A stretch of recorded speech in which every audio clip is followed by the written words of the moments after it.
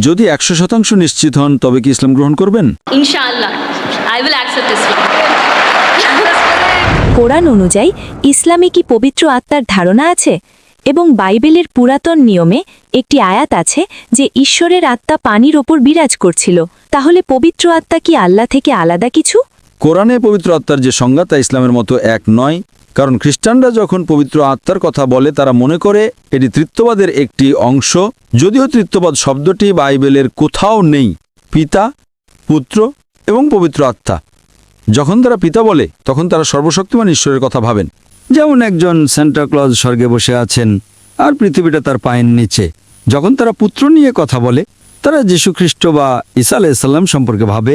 যখন তারা পবিত্র আত্মা নিয়ে কথা বলে তারা পেন্টেকস্টের সময় কবুতরের কথা ভাবেন, অথবা যখন যীশুখ্রিস্ট বাপ্তিস্মা নিচ্ছিলেন সে সময়ের কথা ভাবেন। কোরআনে যে আত্মার কথা বলা হয়েছে তা কি? আমি বিশ্বাস করি কোরআন এখানে প্রধান ফেরেশতা জিবরাইল আলাইহিসসালাম সম্পর্কে বলছেন। তিনি ফেরেশতাদের মধ্যে একজন, তার অন্যতম প্রধান কাজ ছিল বাণী পৌঁছে দেওয়া মুহাম্মদ সাল্লাল্লাহু আলাইহি সাল্লামের কাছে।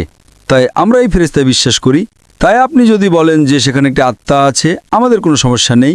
প্রধান ফেরেশতা জিবরাইল আলাইহিস সালাম সম্পূর্ণ আলাদা আল্লাহ সুবহানাহু ওয়া তাআলা থেকে। এমনকি উল্লেখিত বাইবেলেও এই আত্মা আলাদা আল্লাহ সুবহানাহু ওয়া তাআলা থেকে। তারা একীভূত নন। এটি গির্জার নিজস্ব শিক্ষা, কারণ ত্রিত্ববাদ শব্দটি বাইবেলের কোথাও পাওয়া যায় না। কিন্তু যদি আপনি কোরআন পড়েন তবে ত্রিত্ববাদের কথা কোরআনের দুবার উল্লেখ করা হয়েছে। সূরা নিসা অধ্যায় 4 আয়াত 171, যেখানে বলা হয়েছে ত্রিত্ববাদ বলো না, এটা থেকে বিরত থাকো, এটাই তোমাদের জন্য উত্তম। এবং একই বাণী পুনরাবৃত্তি করা হয়েছে সূরা মায়েদা অধ্যায় 5 আয়াত নম্বর 73, সেখানে বলা হয়েছে নিশ্চয়ই তারা কুফরি করছে যারা বলে যে ঈশ্বর তিনের মধ্যে এক।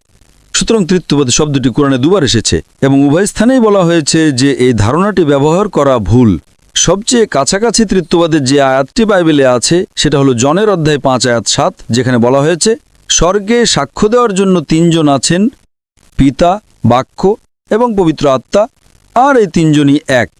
তো এই আয়াতটি আপনি যদি রিভাইজড স্ট্যান্ডার্ড ভার্সন বাইবেলের পড়েন, যা 32 জন উচ্চমানের খ্রিস্টান পণ্ডিত দ্বারা সংশ্লিষ্ট করা হয়েছে, তারা বলেছেন যে এই আয়াতটি গসপেল অফ জন অধ্যায় 5 আয়াত 7 একটি বাইরে থেকে ঢোকানো, এটা বানোয়াট মুদ্রার জাল। তাই তারা এই আয়াতটিকে বাইবেল থেকে বের করে দিয়েছেন। সুতরাং বাইবেলের যে আয়াতটি সরাসরি ত্রিত্ববাদ নিয়ে কথা বলছিল না, কিন্তু তার সবচেয়ে কাছাকাছি ছিল। খ্রিস্টান শিক্ষাবিদরাই তাকে ছুঁড়ে ফেলে দিয়েছেন বানোয়াট এবং জাল হিসেবে।